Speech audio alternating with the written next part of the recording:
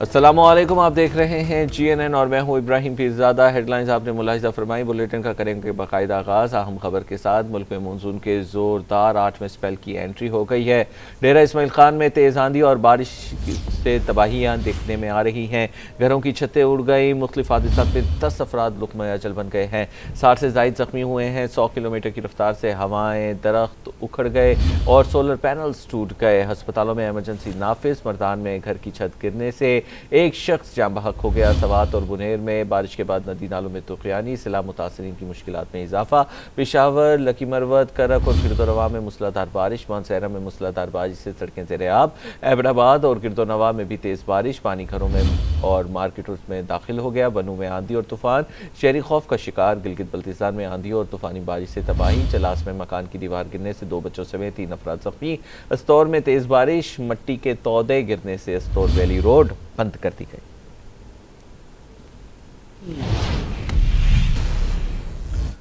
اسلام آباد اور راولپنڈی میں تیز ہواؤں کے ساتھ بارش، جل تھل ایک ہو گیا۔ نشیبی علاقے شہروں میں مجموعی طور پر 34 ملی میٹر بارش ریکارڈ کی جا چکی ہے۔ 12 گاؤں میں طوفانی بارش کے باعث سڑکیں اور گلیاں پانی میں ڈوب گئی ہیں۔ نالہ لئی میں کٹاری کے مقام پر پانی کی سطح 9 فٹ اور گوال منڈی میں 5 فٹ بلند۔ باغ سمیت آزاد کشمیر کے مختلف علاقوں میں بھی بارش، ندی نالوں میں طوفانی۔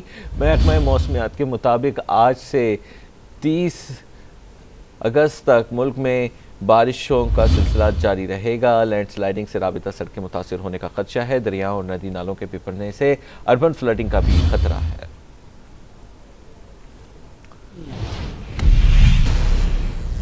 پشاور سمیت خیبر پختونخوا کے بیشتر اضلاع کے حوالے سے تو بات کر لی۔ بھارت کی جانب سے پانی چھوڑے جانے پر دریائے ستلج میں بڑا سیلابی ریلا، دریائے بیلٹ اور ملحقہ علاقوں میں پانی داخل ہو گیا ہے۔ قصور اور روکاڑا میں ایمرجنسی کی صورتحال ہے، فصلیں اور باغات تباہ، 92 دیہات زیر آب آ گئے ہیں۔ مساجد میں نقل مکانی کے اعلانات کیے جا رہے ہیں۔ پاک پتن، وہاڑی، بہاول نگر اور بہاولپور پر بھی خطرہ منڈلانے لگا ہے، بیماریاں پھوٹنے کا بھی خدشہ ہے۔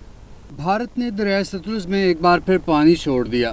گنڈا سنگھ بیراج میں بہاؤ 1,29,000 جبکہ پانی کی سطح 21 فٹ بلند ہو گئی۔ سیلابی ریلوں سے قصور میں ہزاروں ایکڑ زرعی اراضی زیر آب آ گئی، پانی آبادیوں میں داخل ہو گیا، مساجد میں نقل مکانی کے اعلانات کیے گئے۔ اکاڑا کے 62 دیہاتوں کو سیلابی پانی نے لپیٹ میں لے لیا۔ 7 مقامات پر ریسکیو آپریشن جاری، 500 مکینوں اور مال مویشیوں کو محفوظ مقامات پر منتقل کر دیا گیا۔ منچن آباد میں فرید آباد کے مقام پر صورتحال سنگین ہے۔ پاک پتن، منڈی، احمد آباد اور عارف والا شدید متاثر، بہاڑی، بہاول نگر اور بہاولپور بھی زد میں آ گئے۔ بوانا کے قصبے سامل میں دریائی کٹاؤ تیزی سے جاری ہے، سیلابی پانی سے وبائی امراض کے پھوٹنے کا بھی خدشہ پیدا ہو گیا ہے۔ تونسا گدو بیراج میں پانی کی آمد 5,13,284 کیوسک ہو گئی۔ کشمور کچے کے علاقے میں فصلیں زیر آب آنا شروع ہو گئی۔ بلوچستان کے ہب ڈیم میں پانی کی سطح 334 فٹ بلند ہو گئی۔ فیلڈ مارشل سید عاصم منیر کا کہنا ہے کہ سول اور ملٹری اداروں کی مشترکہ کاوشوں سے مسائل حل ہوں گے۔ امن اور خوشحالی کے لیے پاک فوج بلوچستان کی عوام کے شانہ بشانہ کھڑی ہے۔ فیلڈ مارشل سید عاصم منیر نے بلوچستان کے علاقے تربت کا دورہ کیا۔ ISPR کے مطابق فیلڈ مارشل کا موجودہ سیکیورٹی صورتحال پر تفصیلی بریفنگ دی گئی اور فطرت الہندوستان کے خلاف جاری کامیاب آپریشنز پر بھی آگاہ کیا گیا۔ فیلڈ مارشل سید عاصم منیر نے گڈ گورننس اور عوام دوست ترقی پر زور دیا۔ انہوں نے جوانوں کے بلند حوصلے اور عزم کو بھی سراہا۔ آرمی چیف نے کٹھن حالات میں خطے میں امن و استحکام کے لیے فوجی دستوں کی تعریف کی۔ وزیر اعلیٰ بلوچستان اور چیف سیکریٹری بلوچستان بھی فیلڈ مارشل کے ہمراہ موجود تھے۔ Army chief field marshal Syed Asim Munir کا تربت بلوچستان کا دورہ۔ تربت آمد پر کور کمانڈر بلوچستان نے فیلڈ مارشل سید عاصم منیر کا استقبال کیا۔ فیلڈ مارشل عاصم منیر نے فوجی دستوں سے خطاب کیا، جوانوں کے بلند حوصلے، آپریشنل تیاریوں اور غیر متزلزل عزم کو سراہا۔ انہوں نے کہا کہ مشکل حالات کے باوجود امن و استحکام کے لیے افواج کا کردار لائق کے تحسین ہے۔ بلوچستان کے عوام کو درپیش چیلنجز کے حل کے لیے سول ملٹری اشتراک پر زور دیا۔ فیلڈ مارشل سید عاصم منیر نے جنوبی بلوچستان کی سماجی و معاشی ترقی کے لیے بھرپور حمایت کا اعادہ کیا۔ اس موقع پر کہا کہ پاک فور بلوچستان کے عوام کی شانہ بشانہ کھڑی ہے اور ترقی اور خوشحالی اور پائیدار امن کے لیے ہر ممکن تعاون جاری رکھے گی۔ ISPR کے مطابق وزیر اعلیٰ بلوچستان اور چیف سیکریٹری بھی دورے میں شریک تھے۔ آرمی چیف کو فتنہ الہندوستان کے خلاف جاری کامیاب آپریشنز اور ترقیاتی اقدامات پر تفصیلی بریفنگ دی گئی۔ آرمی چیف نے سول انتظامیہ سے ملاقات میں گڈ گورننس اور انفراسٹرکچر ڈیولپمنٹ کی اہمیت پر زور دیا اور کہا کہ بلوچستان کی ترقی ہی ملک کے روشن مستقبل کی ضمانت ہے۔ نائب وزیر-اعظم اسحاق ڈار کا کہنا ہے کہ پاکستان بنگلہ دیش میں تمام شراکت داروں کے ساتھ روابط کا خواہاں ہے۔ اسحاق ڈار نے بنگلہ دیش میں سیاسی جماعتوں کے وفود سے ملاقاتیں کی ہیں۔ ملاقاتوں میں پاک بنگلہ دیش تعلقات مضبوط بنانے پر تبادلہ خیال کیا گیا۔ اسحاق ڈار ڈھاکہ میں بنگلہ دیش کی چیف ایڈوائزر پروفیسر محمد یونس اور خارجہ امور کے ایڈوائزر محمد توحید حسین سے ملاقاتیں کریں گے۔ تفصیلات کیا ہیں جانیے اس رپورٹ میں۔ پاک بنگلہ دیش تعلقات میں نیا موڑ، 13 سال بعد پاکستانی وزیر خارجہ کا دورہ بنگلہ دیش۔ ترجمان وزارت خارجہ کے مطابق نائب وزیر اعظم اسحاق ڈار کا ڈھاکہ ایئرپورٹ پر بنگلہ دیش کے سینئر حکام اور پاکستانی ہائی کمشنر عمران حیدر نے استقبال کیا۔ وزیر خارجہ اسحاق ڈار نے ڈھاکہ میں جماعت اسلامی بنگلہ دیش سمیت مختلف سیاسی جماعتوں کے وفود سے ملاقاتیں کی۔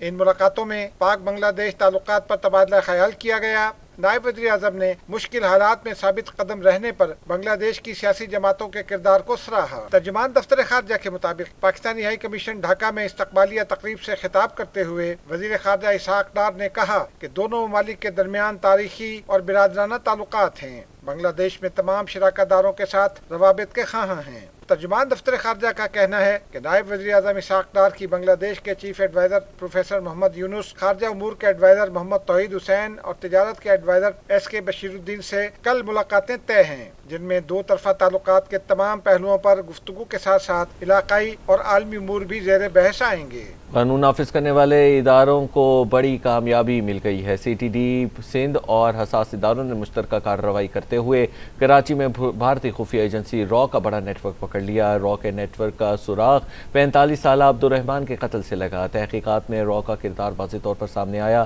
مزید کیا تفصیلات ہیں آئیے جانتے ہیں اس رپورٹ میں۔ سی ٹی ڈی سندھ اور حساس اداروں کی مشترکہ کارروائی، کراچی میں بھارت کی بدنام زمانہ خفیہ ایجنسی را کا نیٹ ورک پکڑ لیا۔ بدین کے 45 سالہ عبدالرحمان کے قتل کی تحقیقات سے را نیٹ ورک کا سراغ لگا۔ عبدالرحمان کی 18 مئی کو ٹارگٹ کلنگ کی گئی تھی۔ دوران تفتیش انکشاف ہوا کہ اس قتل کی منصوبہ بندی سنجیو کمار نامی بھارتی ایجنٹ نے کی۔ تحقیقات میں سامنے آیا کہ را کی مالی اور لاجسٹک مدد سے دہشت گرد نیٹ ورک چلایا جا رہا تھا۔ کراچی میں دہشت گردوں کے لیے را کا سیف ہاؤس قائم تھا۔ را ایجنٹ سنجیو کمار اور فوجی نے خلیجی ریاست میں کام کرنے والے پاکستانی سلمان اور ارسلان کو ایجنٹ بنایا۔ سلمان نے عمیر، سجاد، عبید اور شکیل پر مشتمل ٹارگٹ کلرز گینگ بنایا۔ را کی طرف سے فنڈنگ کے لیے رقوم بینکنگ ترسیلات کے ذریعے ہوئی۔ گرفتار ملزم نے بھارتی خفیہ ایجنسی کا مقامی ایجنٹ ہونے کا اعتراف کیا۔ سی ٹی ڈی سندھ کے اے آئی جی آزاد خان نے تفصیلات بتائیں۔ ٹیکنیکل معلومات کی بنیاد پہ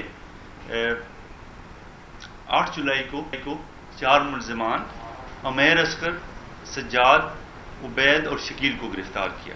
تحقیقات میں کراچی اور دیگر شہروں میں بم دھماکوں اور دہشت گردی میں را کے ملوث ہونے کے شواہد بھی سامنے۔ ضمنی الیکشن مل کر لڑنے کا فیصلہ کر لیا ہے۔ راجہ پرویز اشرف کا کہنا ہے کہ نون لیگ سے ضمنی الیکشن میں اتحاد طے پایا ہے۔ حنیف عباسی نے بتایا کہ ضمنی الیکشن میں مل کر کامیابی حاصل کریں گے۔ تفصیلات جانیے اس رپورٹ میں۔ مسلم لیگ نون اور پیپلز پارٹی کا ضمنی انتخابات میں اتحاد، دونوں سیاسی جماعتوں کا ضمنی الیکشن مل کر لڑنے کا اعلان۔ اسلام آباد میں وفاقی وزیر حنیف عباسی اور طارق فضل چودھری نے پیپلز پارٹی کے سینئر رہنما راجہ پرویز اشرف نیر بخاری سے ملاقات کی۔ ملاقات میں ملکی سیاسی صورتحال اور ضمنی الیکشن پر تبادلہ خیال کیا گیا۔ ملاقات میں طے پایا کہ ضمنی انتخابات میں دونوں جماعتیں ایک دوسرے کی حمایت کریں گی۔ راجہ پرویز اشرف نے ملاقات کے بعد میڈیا سے گفتگو میں کہا کہ پیپلز پارٹی اور نون لیگ میں ضمنی الیکشن مل کر لڑنا طے پایا ہے۔ یہاں پیپلز پارٹی کا رنر اپ کوئی کینڈیڈیٹ تھا تو وہ اس کے حصے میں آئے گا، وہ الیکشن لڑے گا اور پی ایم ایل این کی مددگار ہوگی۔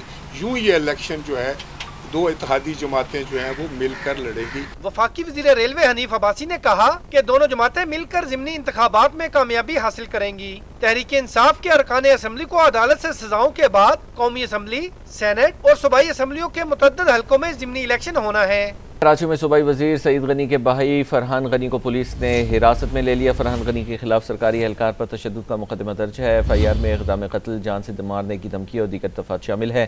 ایف آئی آر میں قمر الدین، شکیل چانڈیو، سکندر اور روحان کے نام بھی شامل ہیں، جبکہ مقدمہ سرکاری اہلکار حافظ سہیل احمد کی مدیریت میں درج کیا گیا۔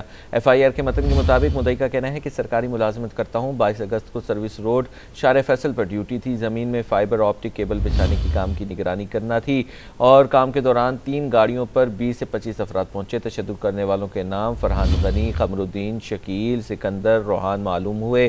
تشدد کرنے والے دیگر افراد کو سامنے آنے پر شناخت کر سکتا ہوں۔ چیئرمین پاکستان کرکٹ بورڈ محسن رضا نقوی کا کہنا ہے کہ بھارت کے ساتھ برابری کی بنیاد پر بات ہوگی، اب مذاکرات کی بھیک مانگنے والے وقت نہیں رہے۔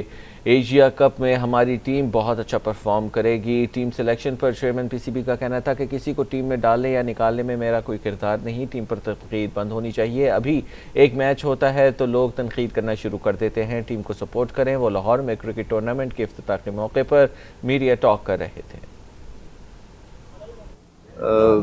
کے ساتھ برابری کی بنیاد پر بات ہوگی جب بھی ہوگی، اور یہاں پہ یہ اب کوئی نہیں رہ گیا کہ ہم ان سے مذاکرات کی بھیک مانگیں، وہ ٹائم گزر گیا۔ ابھی جو کچھ ہوگا برابری کی بنیاد پر ہوگا۔ خدا کا واسطہ ہے ان پہ کرٹیسزم بند کر دیں، جو بیچارے وہ میں دیکھتا ہوں وہ بڑے ڈسہارٹ ہوتے ہیں جب ان کو بلا وجہ کی لوگ کرٹیسزم کرتے ہیں۔ ہاں جینون ہو تو ضرور ہے، ٹورنامنٹ ختم ہو جائے تو کر لیں، ٹورنامنٹ ابھی ایک میچ ہو رہا ہوتا ہے تو اس کے بعد ان کو رگڑا دے دیتے ہیں، ان کے ساتھ کھڑے ان کو سپورٹ کریں، یہ سب سے بڑی سپورٹ ہے جو آپ پاکستان کی کر سکتے ہیں۔ ملکی معیشت بہتری کی جانب گامزن ہے، تاجروں اور سرمایہ کاروں کو سہولتوں کی فراہمی اولین ترجیح ہے۔ وزیر خزانہ محمد اورنگزیب کا تقریب سے خطاب، کہا ڈیجیٹل سرمایہ کاری میں شفافیت کو یقینی بنانا ہوگا، ملک کے 10 سے 15% لوگ ڈیجیٹل کاروبار سے مستفید ہو رہے ہیں، مستقبل میں ڈیجیٹل اثاثوں کا رجحان بڑھے گا، ڈیجیٹل سرمایہ کاری کے حوالے سے ریگولیشنز کو بھی بہتر بنانا ہوگا۔ دنیا کے ممالک کی نسبت پاکستان کا بینکنگ نظام پیچیدہ ہے، حکومت کی کوشش ہوگی کہ سرمایہ کاروں کے لیے زیادہ سے زیادہ سہولت پیدا کی جائے۔ There is something going on, and then you want to do something about it. We can bury our head in the sand and it says it'll blow over. When you see 20 to 25 million citizens of this country participating in this activity in one form, shape or the other, then the volume discussion is up for discussion. Whether it's X billion or Y billion, I don't want to go there.